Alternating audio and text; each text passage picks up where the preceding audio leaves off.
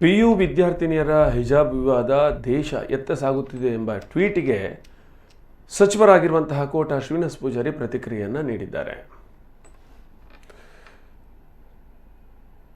ಈ ಬಗ್ಗೆ ಮಾತನಾಡಿದ ಕೋಟ ಶ್ರೀನಿವಾಸ್ ಪೂಜಾರಿ ಅವರು, ದೇಶ ಸರಿಯಾದ ದಿಕ್ಕಿನಲ್ಲಿ ಸಾಗುತ್ತಿದೆ. ದೇಶದ ಆಶಯವನ್ನು ಅರ್ಥ ಮಾಡಿಕೊಂಡು ಕಾನೂನು ಗೌರವಿಸುವುದು ನಿಮ್ಮ ಜವಾಬ್ದಾರಿ. ದೇಶ ಎತ್ತ ಸಾಗುತ್ತಿದೆ ಎಂಬುದು ಪ್ರಶ್ನೆಯಲ್ಲ. ಈ ವಿದ್ಯಾರ್ಥಿನಿಯರ ಮನಸ್ಥಿತಿ ಎತ್ತ ಸಾಗುತ್ತಿದೆ ಎಂಬುದು ಆತಂಕಕಾರಿ.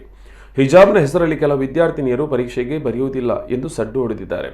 ಈ ವಿದ್ಯಾರ್ಥಿಗಳ ಹಿಂದೆ ಯಾರಿದ್ದಾರೆ ಎಂದು ಗಮನಿಸಬೇಕು. ಸರ್ಕಾರ ಹೈಕೋರ್ಟ್ ಆದೇಶ ಪಾಲನೆ ಮಾಡುತ್ತಿದೆ.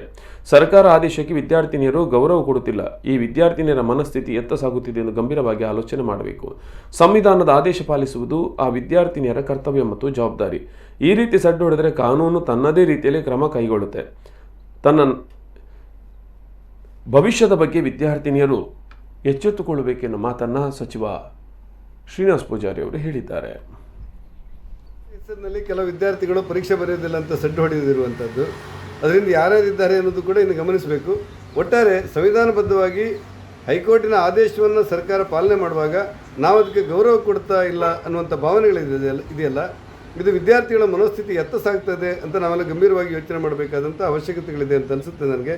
ಆ ಹಿನ್ನೆಲೆಯಲ್ಲಿ ಸಂವಿಧಾನಪೂರ್ವಕವಾಗಿ ನ್ಯಾಯಾಲಯ ಕೊಟ್ಟಿರುವಂಥ ಆದೇಶವನ್ನು ಅನುಷ್ಠಾನ ಮಾಡಬೇಕಾದದ್ದು ಅವರ ಜವಾಬ್ದಾರಿ ಮತ್ತು ಹೊಣೆಗಾರಿಕೆ, ಕರ್ತವ್ಯ.